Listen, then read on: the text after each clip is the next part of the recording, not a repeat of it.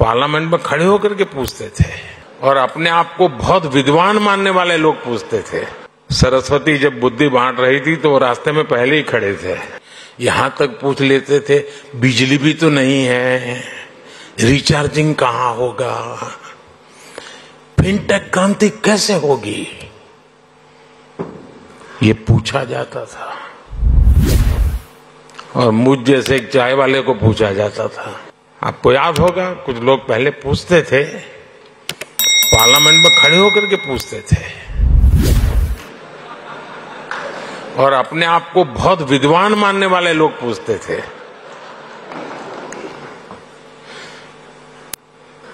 सरस्वती जब बुद्धि बांट रही थी तो वो रास्ते में पहले ही खड़े थे।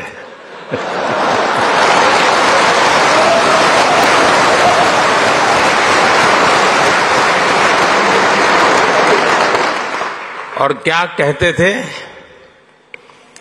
वो पूछते थे कि भारत में बैंक इतनी ब्रांचेज नहीं है, गांव-गांव बैंक अवेलेबल नहीं है, इंटरनेट नहीं है। यहां तक पूछ लेते थे बिजली भी तो नहीं है, रिचार्जिंग कहां होगा, फिनटेक क्रांति कैसे होगी, ये पूछा जाता था। और मुझ जैसे एक चाय वाले को पूछा जाता था।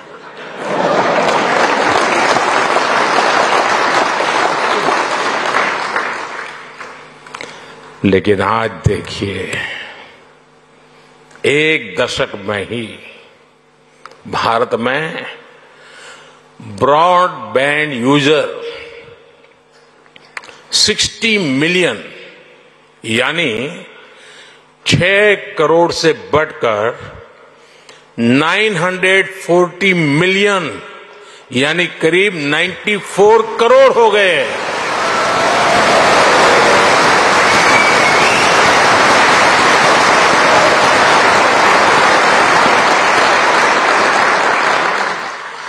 आज 18 वर्ष से ऊपर का शायद ही कोई भारतीय हो जिसके पास उसकी डिजिटल आइडेंटिटी आधार कार्ड नहीं है।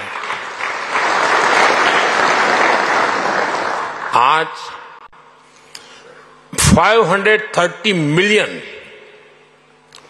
यानी 53 करोड़ से अधिक लोगों के पास जनधन बैंक खाते हो गए हैं। यानी 10 साल में हमने एक प्रकार से पूरी यूरोपियन यूनियन के बराबर आबादी को बैंकिंग सिस्टम से जोड़ा है।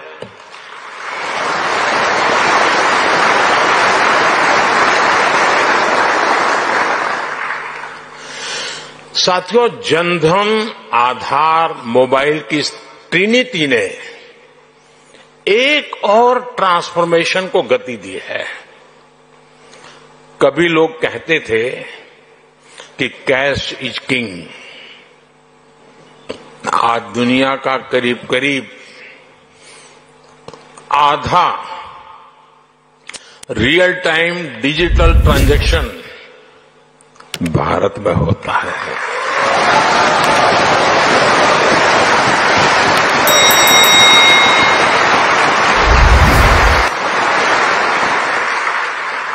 पूरी दुनिया में भारत का यूपीआई फिनटेक का बहुत बड़ा उदाहरण बन गया है।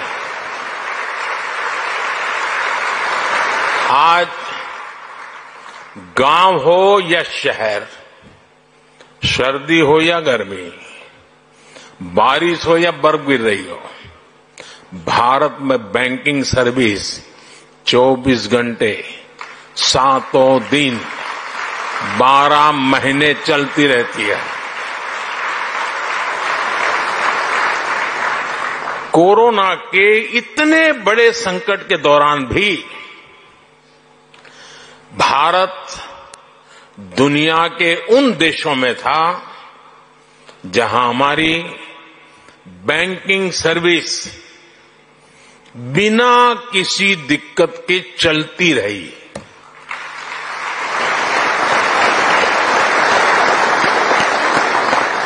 साथियों, अभी 2-3 दिन पहले ही जनधन योजना के 10 साल पूरे हुए हैं।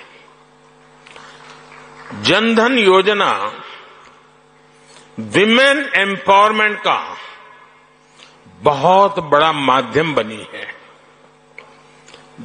जनधन योजना के चलते करीब 290 मिलियन यानी 29 करोड़ से ज्यादा महिलाओं के बैंक खाते खुले हैं। इन खातों में महिलाओं के लिए सेविंग्स और इन्वेस्टमेंट के लिए नए अवसर बनाए हैं। इन्हीं जनधन खातों की फिलॉसफी पर हमने माइक्रो फाइनेंस की सबसे बड़ी स्कीम मुद्रा लॉन्च की। इस स्कीम से अभी तक 27 ट्रिलियन रुपए से अधिक का क्रेडिट दिया जा चुका है।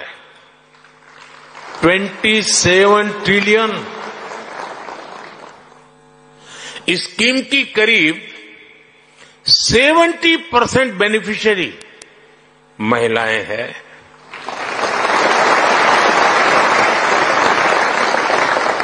जनधन खातों ने महिलाओं के सेल्फ हेल्प ग्रुप्स को भी बैंकिंग से जोड़ा।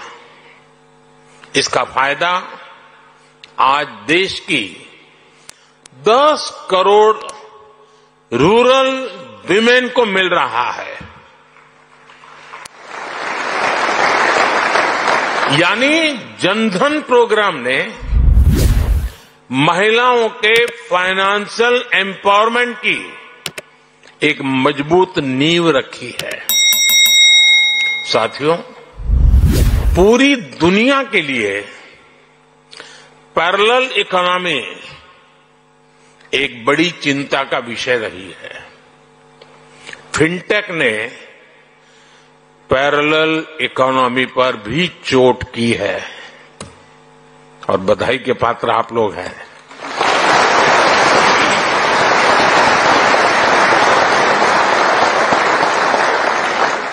आपने ये भी देखा है कि कैसे हम भारत में डिजिटल टेक्नोलॉजी से ट्रांसपेरेंसी लेकर आए हैं। आज सरकार की सैकड़ों स्कीम्स के तहत डायरेक्ट बेनिफिट ट्रांसफर किया जाता है। इसमें सिस्टम से लीकेज बंद हुई है। आज लोगों को फॉर्मल सिस्टम से जुड़ने में अपना लाभ नजर आता है। साथियों, भारत में फिनटेक की वजह से जो ट्रांसफॉर्मेशन आया है वो सिर्फ टेक्नोलॉजी तक ही सीमित नहीं है। इसका सोशल इंपैक्ट बहुत व्यापक है। इससे गांव और शहर की खाई को ब्रीच करने में मदद मिली है। कभी हमारे यहां बैंक की सर्विस लेने में ही एक पूरा दिन लग जाता था। एक किसान के लिए, एक मछुआरे के लिए, एक मिडिल क्लास परिवार के लिए ये बहुत बड़ी मुसीबत थी। फिनटेक ने इस समस्या को दूर किया। कभी बैंक सिर्फ एक बिल्डिंग तक सीमित हुआ करते थे, आज बैंक हर भारतीय के मोबाइल में सिमट गए हैं।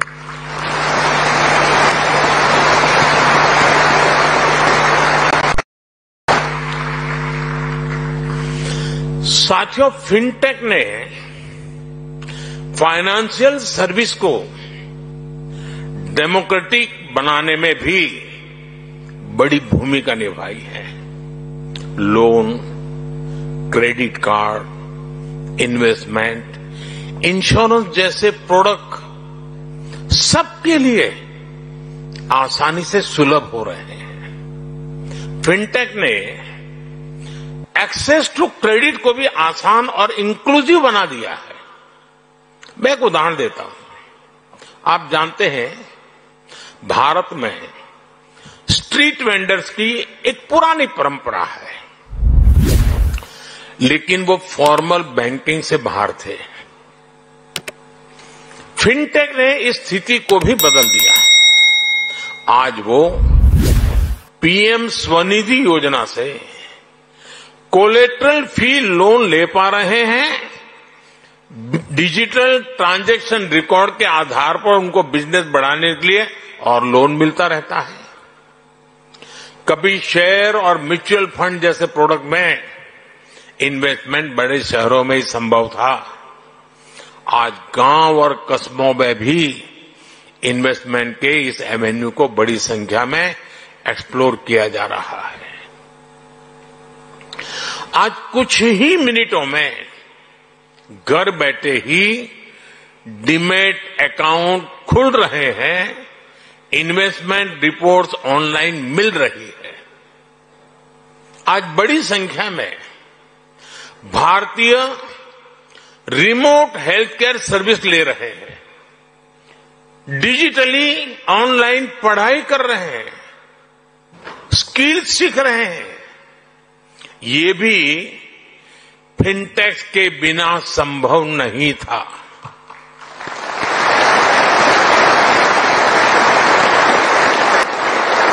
यानी भारत की फिनटेक क्रांति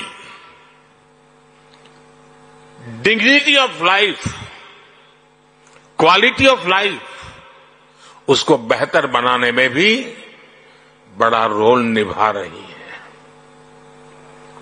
साथियों, भारत की फिनटेक क्रांति की उपलब्धि सिर्फ इनोवेशंस के लिए ही नहीं, बल्कि एडॉप्शन लेकर के भी है।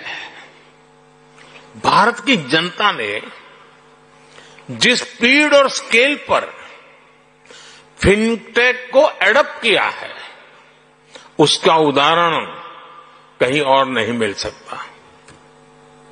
इसका एक बड़ा क्रेडिट हमारे डिजिटल पब्लिक इंफ्रास्ट्रक्चर डीपीआई को भी जाता है और हमारे फिनटेक को भी जाता है।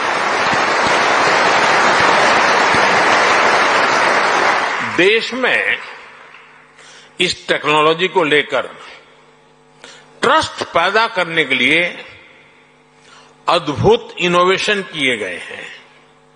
लेटेस्ट अपडेट के लिए हमारे चैनल न्यूज इंडिया फर्स्ट को लाइक, शेयर एंड सब्सक्राइब करें एंड यस, बेल आइकन को प्रेस करना ना भूलें।